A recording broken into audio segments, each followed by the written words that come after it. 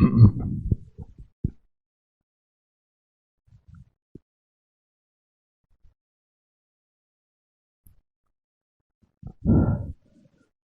Students, और मैं आपके सामने डीके चौधरी और आप सभी का कैरियर विल ऐप पर स्वागत है। जिस बैच का आपको इंतजार था वो बैच आ चुका है। काफी दिन से बच्चे डिमांड भी कर रहे थे कि सर गवर्नेंस और सोशल जस्टिस का बैच लेके आइए। तो यानी कि 28 मार्च से हमारा गवर्नेंस और सोशल जस्टिस का बैच आ चुका है। यानी कि 28 तारीख से प्रॉपर वे में हमारी क्लासेस स्टार्ट हो जाएंगी और इसका टाइमिंग होगा आपका यानी कि सुबह 9 बजे का। लगभग डेली जो है 1.5 से 2 घंटे क्लास चलेंगी और 1.5 से 2 महीने में इसका पूरा सिलेबस फिनिश हो जाएगा। मैं इसके विषय में ये बता दूं कि फिलहाल पॉलिटी एंड कॉन्स्टिट्यूशन का जो मेंस का बैच चल भी रहा है और अब जो है वो 2-4 दिन में लगभग खत्म भी हो जाएगा और उसके बाद ये हमारा अब गवर्नेंस और सोशल जस्टिस का भी बैच आ चुका है, जिसको हम शासन और सामाजिक न्याय कहते हैं। अब आपकी बहुत सी क्वेरीज होंगी कि सर ये बैच कौन से एग्जाम के लिए उपयोगी होगा और ये किसका पार्ट है। तो थोड़ा सा मैं इसके विषय में बता दूं। हालांकि इससे पहले आपने मेरी एक लगभग 10 मिनट की डेमो वीडियो देखी होगी, उसमें मैंने काफी कुछ समझाया हुआ है। देखिए बेटा, जब आप आईएएस का या पीसीएस का एग्जामिनेशन देते हैं, आईएएस का तो पूरे देश में एक ही एग्जाम होता है, लेकिन हर स्टेट की पीसीएस की परीक्षाएं भी होती हैं। चाहे आपका बिहार का पीसीएस हो, छत्तीसगढ़ पीसीएस हो, झारखंड पीसीएस हो, चाहे वो राजस्थान हो, हरियाणा हो, पंजाब हो, या यूपी का हो, या फिर मध्य प्रदेश का हो, या उत्तराखंड का हो, या वेस्ट बंगाल का हो। तो ये जितने भी मैंने पीसीएस आपको बताएं और आईएएस का एग्जामन, ये बैच उन सभी बच्चों के लिए उपयोगी है जो आईएएस या इन स्टेट में पीसीएस की परीक्षा की तैयारी करते हैं। आपने देखा होगा कि अमूमन जो आईएएस में जैसे जीएस का सेकंड पेपर होता है जिसके मार्क्स 250 नंबर के होते हैं, और इसके अलावा हर स्टेट में मार्किंग अलग अलग होती है और सेकंड पेपर पॉलिटी से ही संबंधित होता है। कहीं पर पॉलिटी के अंदर गवर्नेंस कहीं पर कम आता है तो कहीं ज्यादा आता है, तो वो अलग अलग स्टेट में अलग अलग जो है इसका रेशो है। लेकिन ये गवर्नेंस और सोशल जस्टिस की जो बातें हैं या ये जो विषय हैं वो हालांकि हर एग्जामिनेशन में पूछे जाते हैं। तो एक तरीके से जो आईएएस का आपका सेकंड पेपर होता है जीएस का, तो उसमें जो जीएस का सेकंड पेपर पॉलिटी से संबंधित होता है, उसी में ही 4 सेक्शन होते हैं। एक आपका सेक्शन आपका पॉलिटी एंड कॉन्स्टिट्यूशन का होता है जिसको भारतीय राजनीति और संविधान कहते हैं। एक सेक्शन आपका जो है गवर्नेंस शासन का होता है। एक सेक्शन आपका सोशल जस्टिस और जो वेलफेयर प्रोग्राम होते हैं, कल्याणकारी योजनाएं, ये हो गया। और एक सेक्शन होता है इसमें जो अंतर्राष्ट्रीय संस्थाएं यानी कि इंटरनेशनल रिलेशंस। तो हमारा पहला बैच अब से 2 महीने पहले आया था जनवरी के महीने में, तो उसमें हमने पॉलिटी एंड कॉन्स्टिट्यूशन का मेंस पढ़ाया।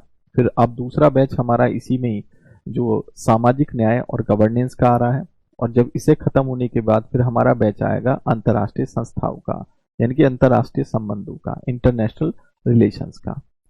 अब आपको समझना ये है कि सर इसमें आता क्या क्या है, इसका क्या नेचर है। तो वैसे तो देखा जाए तो मैं आप लोगों को बता दूं, आप यहीं पर समझने का प्रयास करना। तो आपका कोई क्वेश्चन है क्या? जैसे कुछ बच्चे पूछना चाह रहे हैं, सौरभ, संतोष, चंद्रकांत, आशीष। तो जो भी बच्चे आ चुके हैं आप सभी का स्वागत है। और आप सभी बच्चों कैसे हो? तो एक तरह का ये हल्का सा, हमने कोई ज्यादा देर नहीं पढ़ाऊंगा, एक डेमो वीडियो मैं दे रहा हूँ, क्योंकि आज के शाम को जो है 26 तारीख यानी कि 26 मार्च से शाम को 7 बजे से इसका रजिस्ट्रेशन स्टार्ट हो जाएगा। इस बात का थोड़ा ध्यान रखिएगा। और कल शाम तक 7 बजे तक जो एडमिशन ले लेगा तो उसको इसमें काफी फायदा भी होगा। फायदा ये हो जाएगा, आपको 200 रुपए का डिस्काउंट ऑफर मिलेगा, अन्यथा इसकी फीस जो है 999 रुपए है ही। सर बिना आपके पॉलिटी स्पेशल पढ़े या बैच पढ़ सकते हैं? सर बिना आपके पॉलिटी स्पेशल पढ़े ये बैच पढ़ सकते हैं? नहीं बेटा देखो बहरब, पॉलिटी स्पेशल बैच जो मेरा प्रीलिम्स का आता है तो वो तो आपको पढ़ना जरूरी है, ठीक है। अब मैं थोड़ा सा एक आइडिया बता देता हूं कि जैसे मैं आपको बताऊंगा कि इस साल मेंस में कैसे, क्योंकि ये मेंस का बैच है, तो मैं आपको बता दूं कि ये बैच जो है वो आपका गवर्नेंस का एंड सोशल जस्टिस का बैच है ये। एंड सोशल जस्टिस का बैच है। गवर्नेंस का मतलब होता है शासन और सोशल जस्टिस का मतलब होता है सामाजिक न्याय। सामाजिक न्याय थोड़ा थोड़ा आइडिया मैं आपको बता देता हूं कि इसमें किस तरह के मतलब टॉपिक्स हैं, ताकि थोड़ा सा एक आइडिया लग जाए। मैं थोड़ा तेजी के साथ बताऊंगा। जैसे हम कहते हैं कि लोकतंत्र में सिविल सेवकों की भूमिका, हालांकि इससे पहली वाली वीडियो में मैं बता भी चुका हूं, मैं आपको बताऊं। यानी कि हम कह सकते हैं कि role in civil servant, civil servant. उसके बाद आपने देखा होगा कि जैसे टॉपिक आपका एक गवर्नेंस का टॉपिक है। अब इसमें शासन में इसकी मूलभूत अपनी कुछ विशेषताएं हैं। शासन में हम जैसे कि गुड गवर्नेंस पढ़ेंगे, सुशासन जिसको हम कहते हैं। यहाँ पर ई गवर्नेंस का पोर्शन है, ई गवर्नेंस के विषय में, या फिर आजकल मोबाइल गवर्नेंस चल रहा है, मोबाइल गवर्नेंस के विषय में।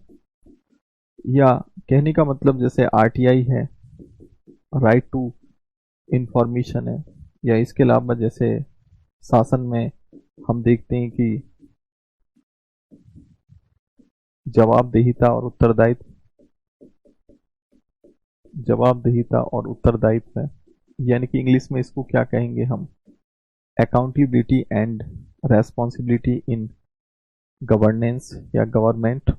इसके अलावा अगर आप देखोगे तो कॉर्पोरेटिव यानी कि नागरिक घोषणा पत्र है, जैसे कि आपका सिटीजन चार्टर है, नागरिक घोषणा पत्र सिटीजन चार्टर है।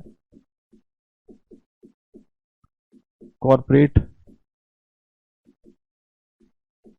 गवर्नेंस है, ये टॉपिक आपके हो गए। या फिर जैसे जो मंत्रालय है, विभाग है, या इसके अलावा अगर हम देखें तो अनौपचारिक संस्थाएं हैं। जैसे अनौपचारिक संस्थाओं का मतलब अगर हम देखें तो जैसे कि आपका दबाव समूह, प्रेशर ग्रुप्स हो गए, नागरिक समाज हो गया, civil society, self help groups हो गया ये। हालांकि सिलेबस को मैं जब पहली क्लास होगी बहुत अच्छे से समझाऊंगा, लेकिन थोड़ा सा एक आइडिया आपको लग जाना चाहिए। या इसके अलावा जो वैधानिक संस्थाएं होती हैं, स्टेचुरी बॉडी, वैधानिक संस्थाएं जैसे आपने देखा होगा राष्ट्रीय मानव अधिकार आयोग की भूमिका, महिला आयोग की भूमिका, ठीक है, इस तरीके से। फिर कार्यकारी संस्थाएं हैं जैसे कि सीबीआई की भूमिका है, या इसके अलावा नीति आयोग की भूमिका है। और इस बार आईएएस में 2021 के मेंस में यहाँ से क्वेश्चन पूछा भी गया है। या फिर जैसे कि आपकी विनियामक संस्थाएं हैं, उनके विषय में विनियामक संस्थाएं, रेगुलेटरी बॉडी, आरबीआई हो गया, सीबी हो गया, इडा हो गया, वगैरह वगैरह, इस तरह की संस्थाएं। उधर अगर हम देखें तो ये जो हमारा सोशल जस्टिस है, सामाजिक न्याय, तो सोशल जस्टिस में किस तरह के टॉपिक हैं, जैसे शिक्षा है, जैसे कि आपका गरीबी है, जैसे कि आपका भूख है, जैसे कि आपका मानव संसाधनों से, मानव संसाधन है, ह्यूमन रिसोर्सेज है। तो कुल मिलाकर मोटा कहने का मतलब है कि इनके लिए प्रभावी कदम क्या उठाए जा सकते हैं, सरकारों ने क्या योजनाएं बनाई हैं, सरकार की क्या भूमिका रही है, ठीक है, इस तरह के जो पक्ष होते हैं मैंने थोड़ा शॉर्ट वे में आपको बता दिया। तो कुल मिलाकर कहने का मतलब है कि जो गवर्नेंस और सोशल जस्टिस है, हालांकि जो हमारा पॉलिटी का सेकंड पेपर होता है उसमें सबसे बड़ा जो सिलेबस होता है वो पॉलिटी एंड कॉन्स्टिट्यूशन का ही होता है। पॉलिटी एंड कॉन्स्टिट्यूशन का 250 नंबर में अगर हम देखें तो लगभग 130 नंबर का पॉलिटी एंड कॉन्स्टिट्यूशन ही आता है। जबकि गवर्नेंस के विषय में देखें तो लगभग कभी 60 नंबर का भी गवर्नेंस आया, तो कभी 70 का भी आ जाता है, तो कभी 50 मार्क्स का भी आता है। लेकिन ये जो सोशल जस्टिस है वो मेंस की परीक्षा में कभी 30 नंबर का तो कभी 40 नंबर का आया है। और इससे अगला जो मेरा बैच बनेगा तो उसमें मैं पढ़ाऊंगा आपको जो अंतर्राष्ट्रीय संस्थाएं, तो वो लगभग 50 से 60 नंबर का आता है। तो टोटल कुल मिला के हम ये कह सकते हैं कि भाई ये 250 नंबर का ये पूरा का पूरा जीएस का सेकंड पेपर होता है। इसमें मैं एक खास बात और बता दूं आप लोगों के लिए कि आप लोगों के लिए इस बैच में एक बहुत अच्छी बात यह है कि जो पॉलिटी एंड कॉन्स्टिट्यूशन का जो मेरा मेंस का बैच जो है वो उसमें लगभग 120 या 130 घंटे की जो है कक्षा यानी उसमें जो है क्लास है वो वीओडी के रूप में आपको इस बैच में बिल्कुल फ्री मिलेगा।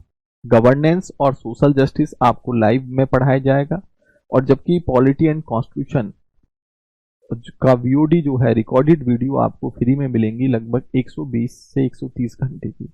अब लगाइए एक तो एक तरीके से तो ये बैच बिल्कुल फ्री सा ही है, ठीक है।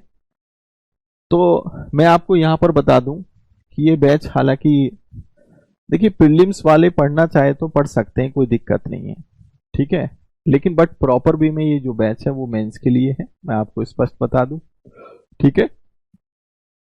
इस बैच की खास बात यही है कि भाई पहली बात तो इसमें पीडीएफ वगैरह हिंदी में और इंग्लिश में दोनों में मिलेगी, तो आपको दोनों में ही यहाँ पर बताया जाएगा, लेकिन बट जो चर्चा होगी वो हिंदी में ही होगी जिसको हम यानी कि एक्सप्लेनेशन कहते हैं। पीडीएफ नोट्स आपको हिंदी इंग्लिश दोनों में आपको मिल जाएंगे और इसमें वीओडी पॉलिटी एंड कॉन्स्टिट्यूशन की वीओडी मेंस की फ्री में मिलेगी आपको और यहाँ पर गवर्नेंस और सोशल जस्टिस को लाइव पढ़ाया जाएगा। जितने भी बच्चे आप किसी भी स्टेट का पीसीएस का एग्जामिनेशन दे रहे हैं तो मेंस के रूप में ये बैच आपके लिए बहुत उपयोगी है और अगर आप आईएएस का एग्जामिनेशन दे रहे हैं उसकी तैयारी कर रहे हैं तो उसके लिए ये बहुत उपयोगी है। ये बात तो रही मैंने आपको समझाई क्योंकि कुछ आपकी क्वेरीज होती है। आज शाम को 7 बजे से इसका रजिस्ट्रेशन शुरू हो जाएगा और कल के शाम के 7 बजे तक 799 रुपये फीस है और लेकिन उसके बाद ये 999 में बैच आपको मिलेगा। ओके, तो अर्पित गुरुजी चरण स्पर्श योगेंद्र एसएससी के लिए पढ़ सकते हैं, तो बेटा ये एसएससी के लिए तो नहीं है। हाँ इतना मैं कह रहा हूं कि जो मेरा प्रीलिम्स का बैच है वो अगले महीने लगभग 15 तारीख को 15 अप्रैल के आसपास आएगा। ओके, अब देखो ये मैंने कुछ आइडिया, अब मैं आपको बता दूं कि इस बार जैसे क्वेश्चन के तौर पे देखें तो किस टाइप के क्वेश्चन इसमें बनते हैं। जो 2021 का जो आईएएस का मेंस की परीक्षा हुई तो वहां पर मैं इसमें थोड़ा सा समझा देता हूं ताकि आपको देखिए 2021 में जो मेंस की परीक्षा हुई आईएएस की, तो उस आईएएस की मेंस की परीक्षा में आप खुद देखोगे तो मैं एक डिवाइडेशन कर देता हूं कि जैसे जो पॉलिटी एंड कॉन्स्टिट्यूशन है, पॉलिटी एंड कॉन्स्टिट्यूशन है जो वीओडी के रूप में आपको जो ये फ्री मिलेगा, सबसे बड़ा पोर्शन इसमें इसी का ही होता है, तो ये तो वीओडी के रूप में आपको मिल जाएगा। इसमें लगभग 120 130 घंटे की क्लास हो सकता है, ज्यादा भी मिले, तो ये तो लगभग 130 मार्क्स का आता है और सबसे बड़ा सिलेबस इसी का होता है। लेकिन इस बैच में हम आपको क्या पढ़ाएंगे, इस बैच में पढ़ाएंगे गवर्नेंस। इस बैच में हम क्या पढ़ाएंगे, इस बैच में मैं पढ़ाऊंगा आपको गवर्नेंस यानी कि शासन और सोशल जस्टिस, ये मैं आपको पढ़ाऊंगा। थोड़ा सा मैंने सिलेबस के विषय में आपको बताया भी। अब ये जो गवर्नेंस इस बार 2021 का जो आईएएस का मेंस का परीक्षा हुआ है तो उसमें गवर्नेंस लगभग 75 नंबर का पूछा है और सोशल जस्टिस लगभग 35 मार्क्स का पूछा है, ठीक है। अब वही क्वेश्चन मैंने यहां पर दिए हैं, जैसे आप देख रहे हो कि क्वेश्चन किस टाइप के आते हैं। जैसे गवर्नेंस का क्वेश्चन है, भारत में सार्वजनिक नीति बनाने में दबाव समूह महत्वपूर्ण भूमिका निभाते हैं, समझाइए कि व्यवसाय संघ सार्वजनिक नीतियों में किस प्रकार योगदान करते हैं 150 शब्दों में, यानी कि ये 10 नंबर का क्वेश्चन था।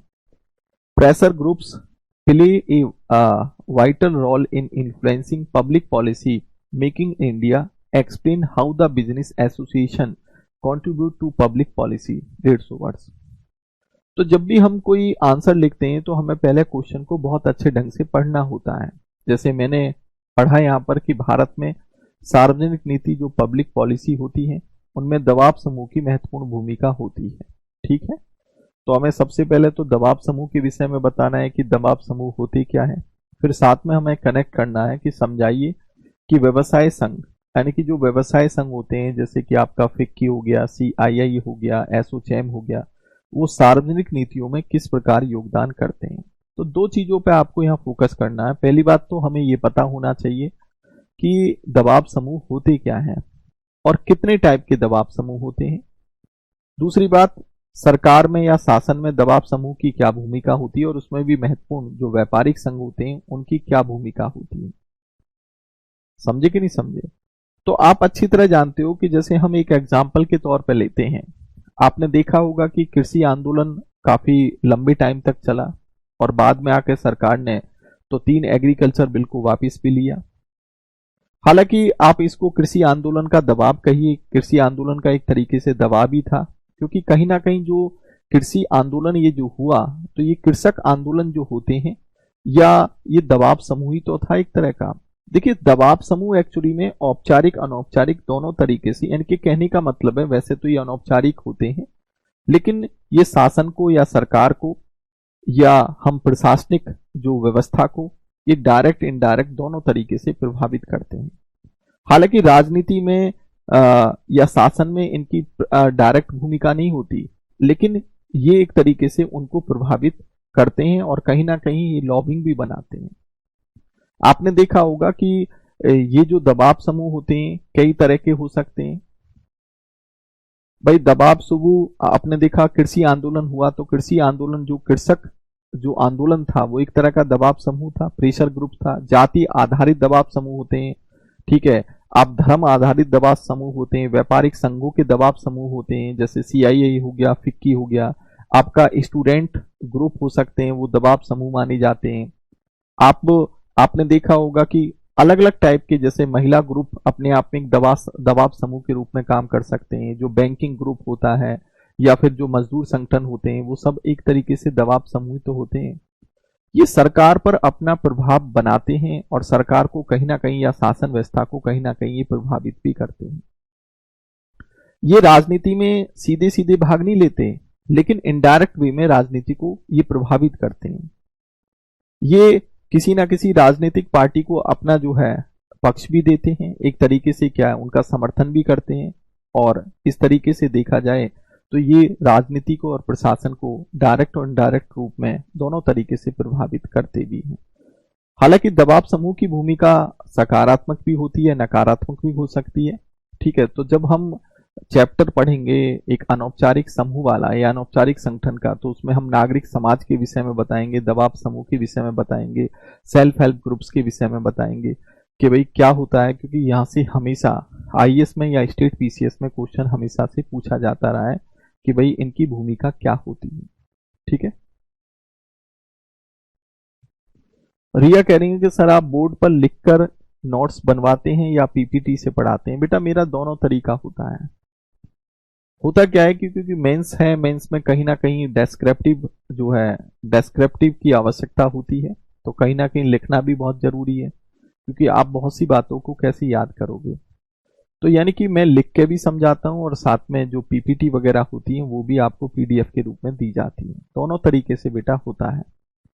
और आप जो मेरा पॉलिटी एंड कॉन्स्टिट्यूशन का बैच जो कि इस टाइम चल भी रहा है, तो कोई भी आपका जानकार हो तो वहां से पूछ सकते हैं कि भाई समझ में आता है या नहीं आता। ओके, फिर यहां पर अगर हम देखें तो अगर हम जैसे ये क्वेश्चन है तो इसकी अप्रोच क्या होगी, किस तरीके से हम इसको लिख सकते हैं। देखिए, दबाव समूह परिभाषित करते हुए उत्तर की शुरुआत करें कि दबाव समूह का मतलब क्या होता है, ठीक है।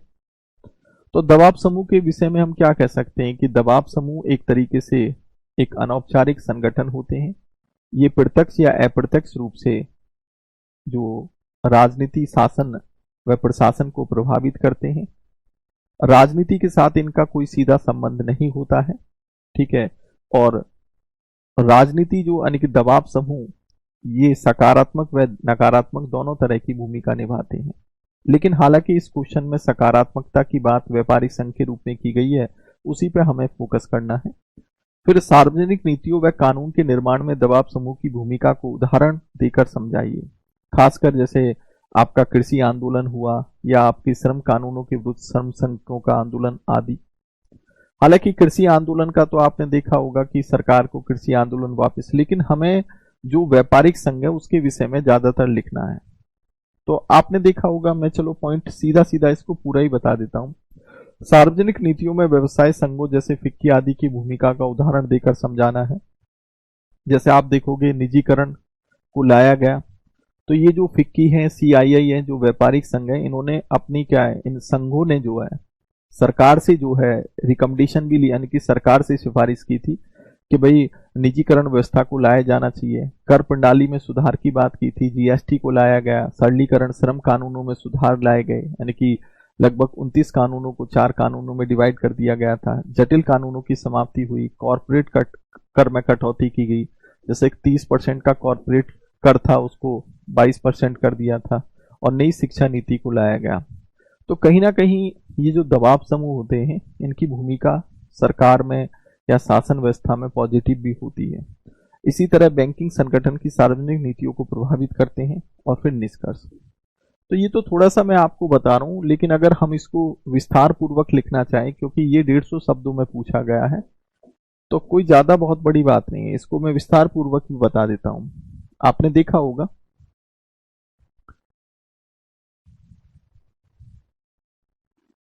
जैसे आप देख रहे होगे यहाँ पर, जैसे यही क्वेश्चन था ना आपका कि भारत में सार्वजनिक नीति बनाने में दबाव समूह महत्वपूर्ण भूमिका निभाते हैं, समझाइए कि व्यवसाय संघ सार्वजनिक नीतियों में किस प्रकार योगदान करते हैं। मैं आपको पहले भी एक बार बता दूं कि जैसे आप पॉलिटी एंड कॉन्स्टिट्यूशन को पढ़ते हो, तो वहां तो जो आपका सिलेबस का जो एरिया होता है वो काफी वाइड है और बहुत गहराई के साथ वहां पर पढ़ना पड़ता है।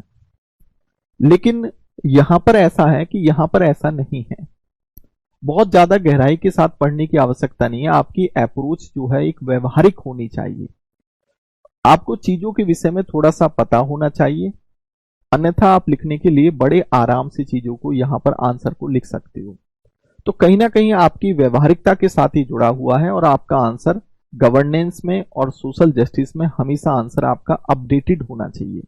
सरकार के द्वारा कौन सी नीतियों को चलाया गया है, सरकार कौन से प्रोग्राम चला रही है, सरकार इस विषय पर कोई कानून लेकर आई है तो क्या लेकर आई है, और किस टाइप के जो है शासन व्यवस्था में बदलाव हो रहे हैं। क्योंकि ये एक्चुअली में क्या है, संविधान की बात नहीं करता, ये बात करता है कि सरकार जो है एक तरीके से अपनी व्यवस्था को कैसे चलाती है। ठीक है, सरकार काम कैसे करती है, समझे कि नहीं समझे। नीतियों को बनाना या नीतियों के क्रियान्वयन से संबंधित इसका संबंध सीधा सीधा डायरेक्ट होता है। ओके, तो यहां पर अगर हम इसको सीधा सीधा पूरा समझे, तो अब देखो समझ लो कि हमने स्टार्टिंग कैसे की कि दबाव समूह लोगों का एक समूह होता है जिसमें सभी लोग सक्रिय रूप से संगठित होते हैं तथा अपने सामान्य हितों को बढ़ावा देते हैं। अब जैसे आपने देखा होगा कि कृषक आंदोलन हुआ था, तो कृषक आंदोलन अपने अपने हितों के लिए को अपने हितों को बढ़ावा देने के लिए तो कृषक आंदोलन बैठे हुए थे, कृषि आंदोलन हुआ था ये अपने आप में। तो अलग अलग तरह के क्या है, अपने अपने ग्रुप के लिए आंदोलन हो सकते हैं तथा उनकी रक्षा करते हैं। दबाव समूह एवं व्यवसायिक संघ सार्वजनिक नीतियों एवं कानूनों के संबंध में महत्वपूर्ण भूमिका निभाते हैं। अब दबाव समूह की क्या भूमिका होती है, ये महत्वपूर्ण मुद्दों पर सरकार का ध्यान आकर्षित करते हैं, लोकतंत्र में सेफ्टी वल्व की तरह भूमिका निभाते हैं। सेफ्टी वल्व का मतलब क्या है कि एक तरीके से लोकतंत्र में सरकार को दिशा दिखाते हैं, एक तरीके से दिशा देते हैं। जैसे कोई नई टेक्नोलॉजी आ रही है या कोई नई चीजें आ रही हैं, तो कहीं ना कहीं दबाव समूह सरकार पर एक प्रेशर बनाते हैं कि भाई आप इन चीजों को लेकर आइए। बिना राजनीतिक दल के, और कहीं ना कहीं सरकार की सेफ्टी भी करते हैं, बिना राजनीतिक दल के गठन के राजनीतिक भागीदारी के अवसर का बढ़ावा देते हैं कि बेशक इनका डायरेक्ट योगदान राजनीति में नहीं होता, लेकिन कहीं ना कहीं इनडायरेक्ट वे में इनकी राजनीतिक भागीदारीता होती है कि इनडायरेक्ट वे में ये जो है राजनीतिक पार्टियों को अपना जो है समर्थन भी देते हैं। सरकार की विशेषज्ञता व सूचना प्रदान, सरकार को एक तरीके से एक्सपर्टाइज जो है प्रदान करते हैं, सूचना प्रदान करते हैं। साथ में अल्पसंख्यक समूह की अनसुनी आवश्यकताओं व विचारों को सरकार में नीति निर्माण के स्तर तक पहुंचाते हैं। ये राजनीतिक सामाजिकरण के वाहक हैं क्योंकि ये लोगों का ध्यान आकर्षित करते हैं, जिसके कारण समाज के सभी वर्गों एवं समुदाय के हितों का ध्यान रखा जाता है और जिससे सरकार नीतियां व कानून अधिक समग्र और समावेशी होते हैं। ठीक है, एक मिनट बेटा, थोड़ा दिखाई दे रहा है ना। देखो थोड़ा सा आपको लग रहा होगा, मैंने टॉपिक एक्चुअली में आज इसलिए नहीं लिया क्योंकि मैं बहुत लंबी क्लास नहीं लूंगा बेटा। ठीक है, हम टॉपिक जो है 28 तारीख से ही पढ़ेंगे, लेकिन बट मैं थोड़ा सा ये चाहता हूं कि आप अपने दिमाग में डाल लें कि इसमें क्या चीजें होती हैं। और मैं आपको फिर से बता रहा हूं कि जैसे मैंने पॉलिटी एंड कॉन्स्टिट्यूशन आपको पढ़ाया मेंस का बैच, और मेरा विशेषकर फोकस था आंसर राइटिंग पे। देखिए जब मेरा प्रीलिम्स का बैच आता है तो वहां पर मेरा फोकस होता है जो हमारे ऑब्जेक्टिव टाइप क्वेश्चन होते हैं उन पर। ठीक है, वहां पर भी मैं बहुत अच्छे से पढ़ाता हूं, और जब मेंस की तैयारी हम करते हैं तो वहां पर अच्छे से ही मैं आंसर राइटिंग की तैयारी करवाता हूं। मुखर्जी नगर दिल्ली के अंदर कोई भी मैं कह सकता हूं, इस बात को कह सकता हूं क्योंकि मेरा लगभग बेटा 15 साल का अनुभव है पढ़ाने का, और मैंने ये कमियां देखी हैं मुखर्जी नगर के अंदर कि बच्चे क्यों फेलियर होते हैं। लाखों की फीस दे के जाते हैं बच्चे, 2-2 लाख रुपए खर्च कर देते हैं, उसके बाद वहां रहने का खर्चा होता है, रहने का खर्चा लाखों में जाता है, हर महीने 15,000 रुपए खर्च हो जाते हैं उनके। घर से वो दूर रहते हैं, दूध दही उनको घर वालों की घर की दूध दही नहीं मिल पाती है। एक छोटे से मतलब कमरे का भी चौथाई हिस्सा जो एक कमरे के रूप में वहां पर होता है, और जिसको हम कहते हैं कि हमारे घरों में जो बाथरूम बने होते हैं ना, जितने आकार के उतने आकार के तो वहां रूम बने होते हैं जिनमें आप लोग आके यहाँ पर ऑफलाइन क्लास फिर लेते हो, वहां पर ऐसे कमरों में रहते हो।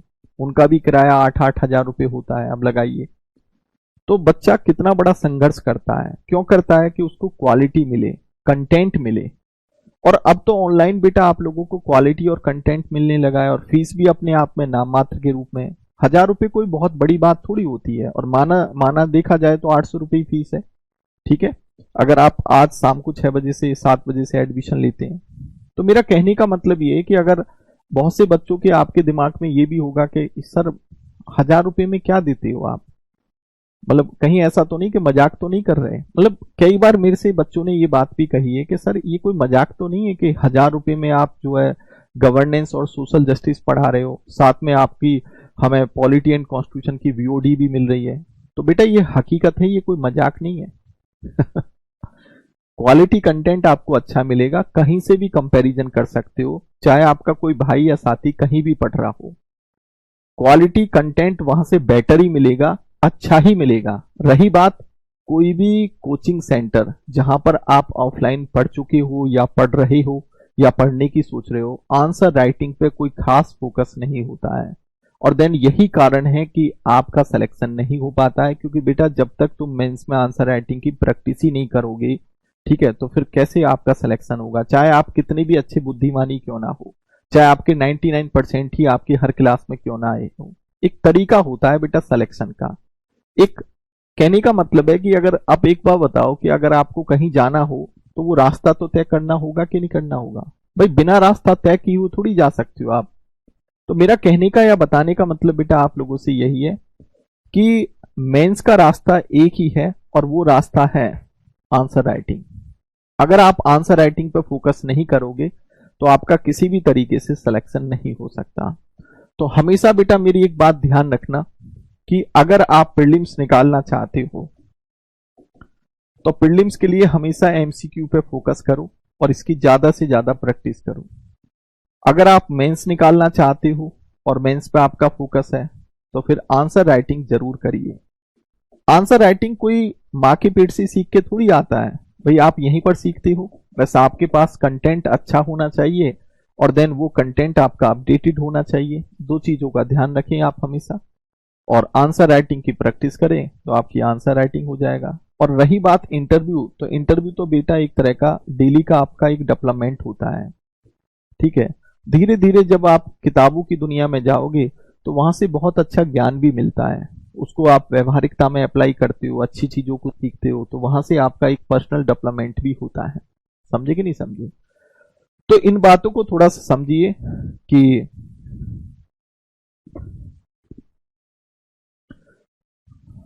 जैसे वो कहावत है ना कि भाई ऊंची दुकान और फीके पकवान, तो इस तरह की चीजें बहुत होती हैं। और आप लोग समझदार हैं, मैं ज्यादा कुछ नहीं कहना चाहता, मैं किसी की बुराई नहीं कर रहा, लेकिन बट हकीकत बता रहा हूं मैं कि हमें लगता है कि जैसे एक कहावत आती है, दूर के ढोल जो है सुहावने होते हैं, तो वही बात है। तो मैं इस इंडस्ट्री में बेटा 15 साल से हूं, मुझे नस नस की पता है कि क्या होता है। इसलिए घर बैठ के पढ़ना चाहते हो अच्छे से तो मजे से पढ़िए, ठीक है। और वैसे भी ये फीस अपने आप में कोई बहुत बड़ी बात नहीं है कि जी हमने तो 1 लाख या 2 लाख रुपया दे दिया, ऐसा भी नहीं है, लेकिन क्वालिटी कंटेंट आपको वाकई बहुत अच्छा मिलेगा। ठीक है, एक आध क्लास आपको डेमो बिल्कुल फ्री मिलेगा। और फिर भी अगर आपको ये लगता है कि क्वालिटी कंटेंट में कहीं कमी सी दिखाई देती है कि सर पता नहीं कैसा पढ़ाते हैं, तो मेरे जो ओल्ड स्टूडेंट हैं आप उनसे भी पूछ सकते हो। ठीक है, खैर मैं इसमें बताना चाहूंगा आप लोगों को कि जैसे यहां तक तो ये चीजें हमने बता दी, फिर आगे क्या था कि हाल में ही किसानों के आंदोलन व सरकार या दबाव के कारण सरकार द्वारा 3 कृषि कानूनों को वापस लिया गया। सरकार की नीतियों एवं कानूनों पर दबाव समूह के प्रभावों को स्पष्ट उदाहरण है। लेकिन मेन पॉइंट यहां पर यह था कि व्यापारिक संघ की क्या भूमिका है, इस पर हमें थोड़ा फोकस करना था। तो जैसे व्यापारिक संघ क्या होते हैं, जैसे एसोचैम हो गया, आपका फिक्की हो गया, सीआईआई हो गया, जिसको हम क्या कह सकते हैं, कन्फेडरेशन ऑफ, आपका क्या, कन्फेडरेशन ऑफ इंडस्ट्री, जो है इंडस्ट्री ऑफ इंडिया है। तो भारत में महत्वपूर्ण व्यावसायिक संघ है। उद्योगों के विभिन्न क्षेत्रों के शिकायतों व मांगों को सरकार तक पहुंचाते हैं, जिसका सरकार द्वारा नीतियों व कानूनों के माध्यम से समाधान करती हैं। जैसे कर प्रणाली को सरल बनाने के लिए व्यावसायिक संघों द्वारा वस्तु एवं सेवा कर जीएसटी प्रणाली लागू करने की मांग की गई। अनावश्यक पुराने कानूनों को समाप्त करने की मांग, जिसके परिणाम स्वरूप सरकार ने लगभग 1500 पुराने कानूनों को समाप्त कर दिया। इसी तरह 1500 नहीं है, लगभग 150 के आसपास है, ये थोड़ा गलत लिख गया है। इसी तरह जटिल तथा अत्यधिक संख्या में विद्यमान श्रम कानूनों को, जैसे अभी हाल में आपने देखा होगा कि 2019-2020 में तो लगभग 29 कानूनों थे लेबर लॉ से संबंधित, तो उनको क्या है 4 कानूनों में बदल दिया, उसमें बदलाव किया गया।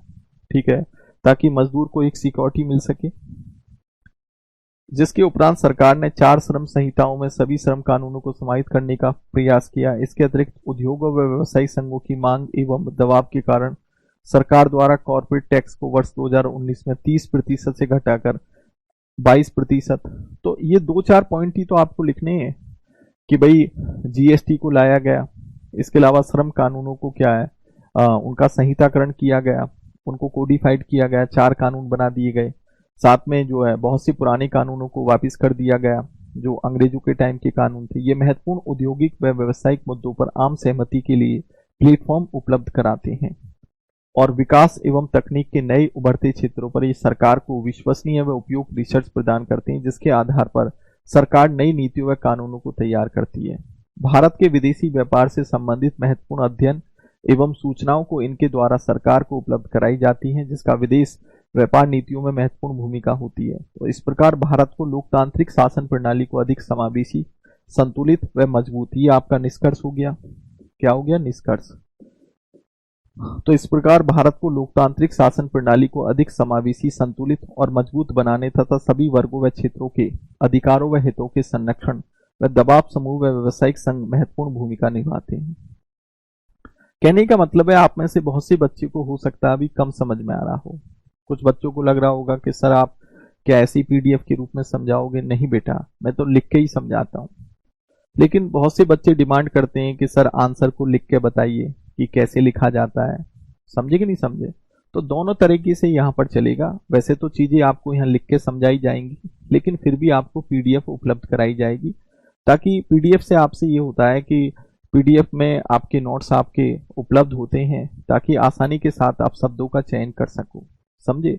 क्योंकि इसमें हम शॉर्ट वे में समझाने के लिए तो शॉर्ट वे में समझा देंगे, लेकिन आंसर राइटिंग करने में हमारे पास जो है एक तरीके से जो है पीडीएफ की फॉर्म में हमारे पास कंटेंट होना भी बहुत जरूरी है। ओके,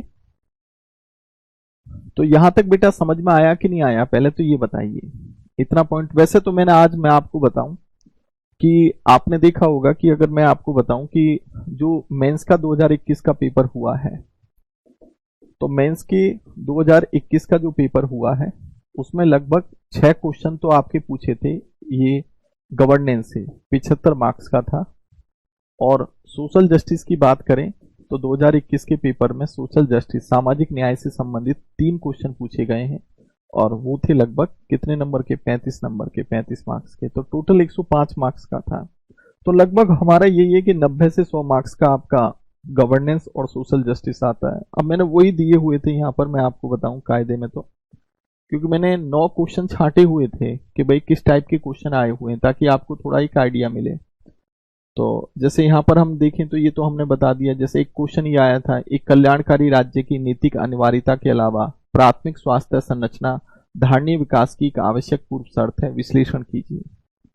तो ये भी आपका कैसा क्वेश्चन है एक तरीके से, तो या आप इसको सोशल जस्टिस का भी क्वेश्चन कह सकते हो, या इसको आप एक तरीके से हम गवर्नेंस में भी कह सकते हैं। जैसे हालांकि मैंने सबके दृष्टिकोण यहाँ पर दिए हुए हैं, हिंदी इंग्लिश दोनों में दृष्टिकोण है, तो किस तरीके से हम इसको लिख सकते हैं बातें मैंने बताई हुई है। क्या लैंगिक असमानता, गरीबी और कुपोषण के दुष्चक्र को महिलाओं के स्वयं सहायता समूह को सूक्ष्म वित्त माइक्रो फाइनेंस प्रदान करके तोड़ा जा सकता है? सह उदाहरण स्पष्ट कीजिए। तो यहाँ पर मैंने अभी बताया था कि जो अनौपचारिक संगठन होते हैं, जैसे नागरिक समाज हो गया, दबाव समूह हो गया, आपका सेल्फ हेल्प ग्रुप्स हो गया, तो ये भी आपका गवर्नेंस का ही क्वेश्चन हो गया। क्या क्या भूमिका होती है, किस तरीके से महिलाओं को उनकी स्थिति में सुधार किया जा सकता है। तो यहाँ पर मैंने इनका क्या दृष्टिकोण दे दिया है। तो ये पीडीएफ तो आपको मिल जाएगी। जैसे आपको मैंने बताया था कि जो संस्थाएं वैधानिक, जैसे कार्यकारी संस्थाएं होती हैं, खासकर जो कार्यकारी संस्थाएं जो पढ़ाऊंगा मैं इसी में पढ़ाऊंगा, तो आपने देखा होगा कि जो पॉलिटी एंड कॉन्स्टिट्यूशन का जो सिलेबस होता है उसमें तो मैं संवैधानिक संस्थाएं पढ़ाता हूँ। जैसे संवैधानिक संस्थाओं का मतलब हो गया जैसे यूपीएससी, एसपीएससी, आपका सीएजी हो गया, आपका चुनाव आयोग हो गया, schedule caste commission, schedule tribe commission, OBC commission, अंतर्राज्य परिषद हो गया।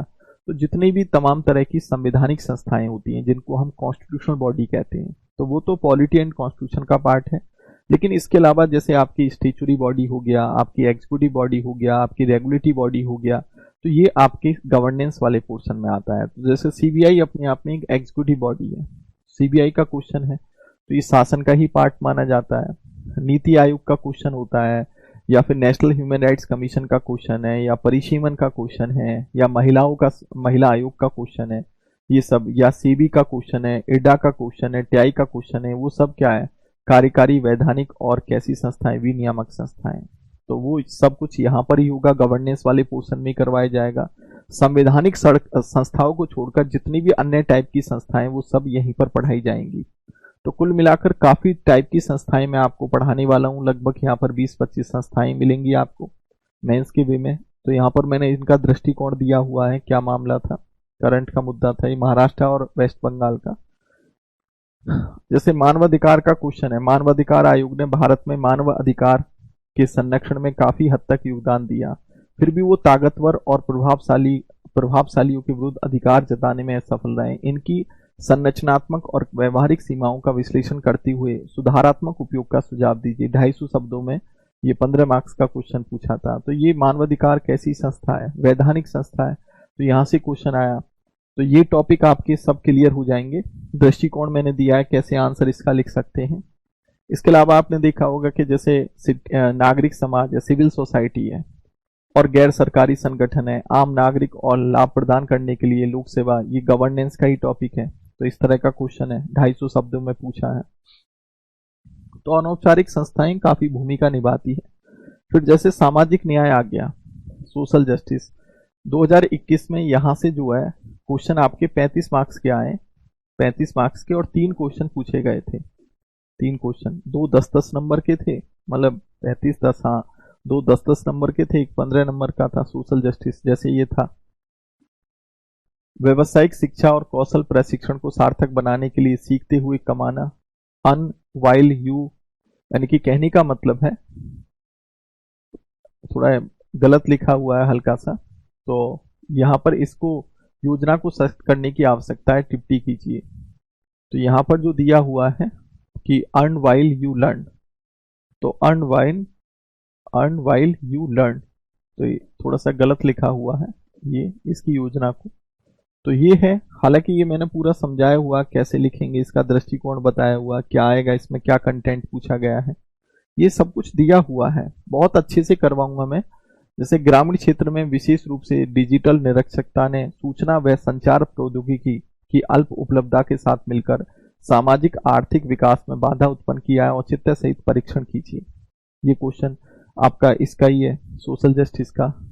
इसका मैंने दृष्टिकोण दिया हुआ है कि क्या क्या हुआ है। फिर एक क्वेश्चन ये भी आया है कि स्वतंत्रता उत्तर भारत में महिलाओं ने विभिन्न क्षेत्रों में उत्कृष्टता हासिल की है, इसके बावजूद महिलाओं और नारीवादी आंदोलन के प्रति सामाजिक दृष्टिकोण, पितृसत्तात्मक राय, महिला शिक्षा और महिला सशक्तिकरण की योजनाओं के अतिरिक्त कौन से हस्तक्षेप इस परिवेश के परिवर्तन में सहायक हो सकते हैं। तो सोशल जस्टिस से संबंधित है और कुछ नहीं है, तो इसका भी मैंने ये समझा दिया। ये पीडीएफ आपको मिल जाएगी, ठीक है। हाँ, ये तो वही हो गया पुराने वाला क्वेश्चन। ओके, तो ये 9 क्वेश्चन है बेटा यहाँ पर। खैर, ज्यादा लंबी क्लास मैं नहीं ले रहा इसमें, ठीक है, इसलिए मैंने थोड़ा सा फास्ट भी किया। मैंने बस यहाँ बताने का मेरा उद्देश्य ये था कि थोड़ा सा समझे कि गवर्नेंस में क्या चीजें आती हैं और सोशल जस्टिस में क्या चीजें आती हैं। तो मैंने आपको 9 क्वेश्चन यहाँ पर दिखाए कि 2021 में यहाँ से 9 क्वेश्चन आए हैं। गवर्नेंस का जो पोर्शन आया वो 75 मार्क्स का आया और 35 मार्क्स का जो है आपका सोशल जस्टिस आया है। तो टोटल 105 मार्क्स का आया, तो लगभग 90 से 100 नंबर के बिटवीन ही हमेशा यहाँ से पूछा जाता है, ठीक है। और लगभग आप ये मान के चलो कि 120 से 130 नंबर का जो है आपका पॉलिटी एंड कॉन्स्टिट्यूशन आ जाता है। तो वो आगे पीछे 20-30 नंबर आगे पीछे होते रहते हैं। ओके, तो हमारा प्रॉपर वे में ये बैच जो है मंडे से स्टार्ट हो जाएगा 28 तारीख से। इसकी टाइमिंग 9 बजे रहेगी। मैं फिर आपको बता दूं इसके विषय में कि ये प्रॉपर वे में 28 तारीख को बैच स्टार्ट होगा। सुबह की टाइमिंग रहेगी 9 से, लगभग 1.5 घंटे की डेली क्लास चलेगी और आज शाम को 7 बजे से इसका रजिस्ट्रेशन शुरू हो जाएगा। और इसमें खासकर जो आपका भ्रम है पॉलिटी एंड कॉन्स्टिट्यूशन, उसकी वीओडी आपको मिल जाएंगी। वो लगभग 120 से 130 घंटे की वीओडी आपको मिलेंगी और जो कि 6 महीने तक आपके पास उपलब्ध रहेंगी।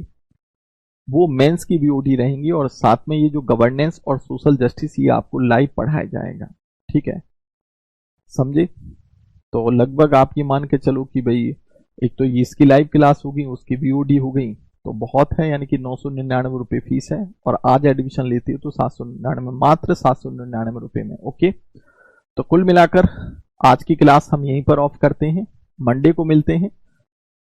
तो आपके जितने भी दोस्त हैं, साथी हैं, सबसे आप कह दीजिएगा कि भाई नया बैच मेरा स्टार्ट हो चुका है और ये मेंस का बैच है।